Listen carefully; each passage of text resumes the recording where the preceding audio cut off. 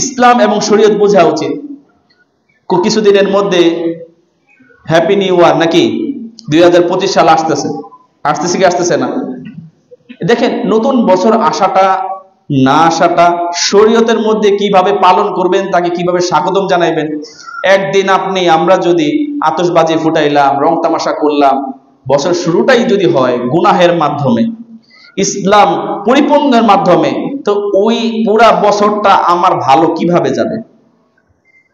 যেই বছরের শুরুটাই হলো আমার গুনাহ দ্বারা, আল্লাহ তাআলার নাফরমানি দ্বারা, বিভিন্ন ধরনের গান বাদ্য, বিভিন্ন আমার ঢাকা শহরের মধ্যে এত আতশবাজি এবং মানুষকে কষ্ট দেওয়া, এবং রাসূলের যে আদর্শ না, ওই আদর্শ না থাকার পরে আমরা যে ধরনের ব্যয়াপনা, ইন্নালিল্লাহ। আমরা তো ঢাকা শহরে থাকি, কিছুটা দেখি নারী পুরুষ একসাথে, মা বোনরা তারা কিভাবে নিজের ছাদে হোক বিভিন্ন জায়গায় হোক, এই যে আমাদের মা বোনদেরকে এইভাবে আমরা স্বাধীনতার নামে তাদেরকে এইভাবে ছেড়ে দিচ্ছি, এবং বিনোদনের নামে বিভিন্ন ধরনের অসামাজিক কার্যকলাপ করতেছি, যেটা মুসলমান তো দূরের কথা, সাধারণ একটা সমাজ ওটা মেনে নিতে পারে না,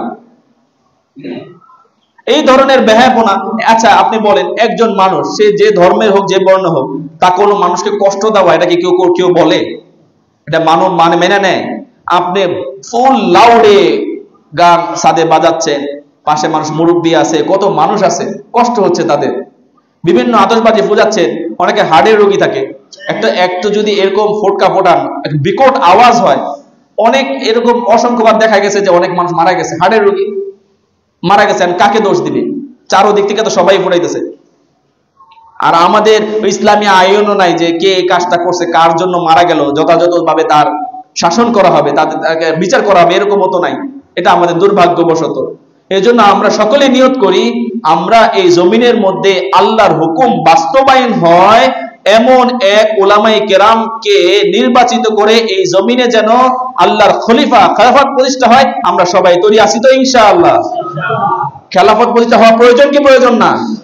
খেলাফত প্রতিষ্ঠা হলো কোনো মা বোনকে অন্যায় করা হবে না, কাউকে জোর জবরদস্তি করে তাদের সাথে অবিচার করা হবে না, মা বোনরা আরো হেফাজত থাকবেন, যার যার ব্যক্তিগতভাবে যে যেভাবে চলতে চায়, কারোর স্বাধীনতা কাউকে পরাক্ষ করা হবে না, কাউকে আমাদের সুদ ঘুষ অন্যায় কারোর উপর অবিচার করা হচ্ছে, এই সমস্ত অবিচার থেকে আমাদের কি করবেন? আমরা যদি অন্যায়ের বিরুদ্ধে না যাই, দেখেন আজকাল আপনি ইলেকশন করেন না, আমরা যদিও আসি মসজিদের মধ্যে, একটা জিনিস আপনারা দেখেন, এই যে অধিকাংশ মানুষ কি চায়? কিছু মানুষ চায় যে খেলাফত প্রতিষ্ঠা হোক, যারা নামাজ পড়ে, ইসলাম মানে, কিছু মানে, কিন্তু অধিকাংশ নামাজি আছে যারা জালেমদেরকে ভোট দেয়। আছে কি আছে না? আপনারা কষ্ট পায়েন না, এটা আমাদেরকে বুঝানো যেভাবে হয়েছে আমরা সেভাবে আমরা প্রোটোকল পাইতেছি। অমুক নেতার পিছনে থাকলে কি হবে? আমারে কে কয়? বাট আয়না, সামনে একটা আয়না দেখাই দিমু তোরে, কি বলেন? যা কমো তাই হইব, এলাকার নেতা হলো আমি। এই যে জালেমের পিছনে দাঁড়ায়া আমি যে এই আরো মানুষের উপর জুলুম করতেছি, বিশ্বাস করবেন এই নেতা যাকে ফলো করবে, যার আদর্শ সে সাপোর্ট করতেছে, তাকে প্রোটোকল দিচ্ছে নেতাকে, না নেতার আশেপাশে যত খারাপ কাজ আছে সে প্রোটোকল দিচ্ছে, যদিও সে কাজ করতেছে না। নেতা যত জঘন্য অন্যায় করবে, সমস্ত অন্যায়ের প্রতিফল তার আমলনামায় দিয়ে দেওয়া হবে। বলেন নাউজুবিল্লাহ। কাল কিয়ামতের দিন এগুলো নিয়ে উঠবেন, আল্লাহ এগুলো তো আমি করি নাই, করো নাই, কিন্তু নেতার পিছে, অমুকের পিছে, অমুক খারাপের পিছনে তুমি তো সময় ব্যয় করছো।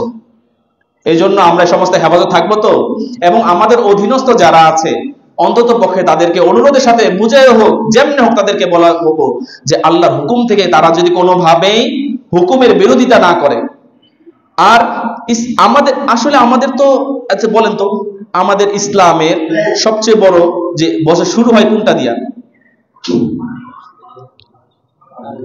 চন্দ্র মাস দিয়ে, আরবি মাস দ্বারা, মুহররম সফর। এটা কি মুহররম আসলে কি আমাদের শুরু হয়? এখানে খালি একদলই পাবেন মুহররম আসলে তাও 10-এ আশুরা হাসান হোসেনের নামে মাতব করে, যেটা শরীয়তের কোনো জায়েজই নেই, গুঞ্জাইশই নেই। তো এই যে দেখেন যে এই যে ওনারা যে মুহররম আসলে এটার যে তাৎপর্যতা, এটা আমাদের ভিতরে একদম অনীহা, অনেকে জানেই না এটা কি মাস। বলেন আপনি, আমি কাউকে জিজ্ঞাসা করবো না, দরকারও নাই জিজ্ঞাসা করার, আমি আমার নিজেকে জিজ্ঞেস করি আমি জানি কিনা। আমি যেমন জানি আছে কি বার, কোন মাসের, ইংরেজি মাসের কয় তারিখ, এটা জানাটা অন্যায় না, আমরা জানি, সমস্যা নাই, ইংলিশও জানলাম, আরবিতে তো আমাদের সমস্ত চাঁদ হিসাব করে আমাদের সমস্ত কিছু জাকাত, ফিতরা, রমজান সমস্ত কিছু নির্ণয় হয় আরবি মাস অনুযায়ী, তাহলে তো সবকিছু আমাদের নির্ণয় হয়। আরে জানলে সমস্যাটা কোথায়? ভালোবাসতে তো অন্যায় নাই, অন্যায় আছে? ইংরেজ ভাষা জানা জানা, বাংলা জানলাম, আরবি জানলাম, কিন্তু একজন মুসলমান হিসাবে অন্তত পক্ষে আরবি মাসের গুরুত্ব আমাদের থাকা উচিত।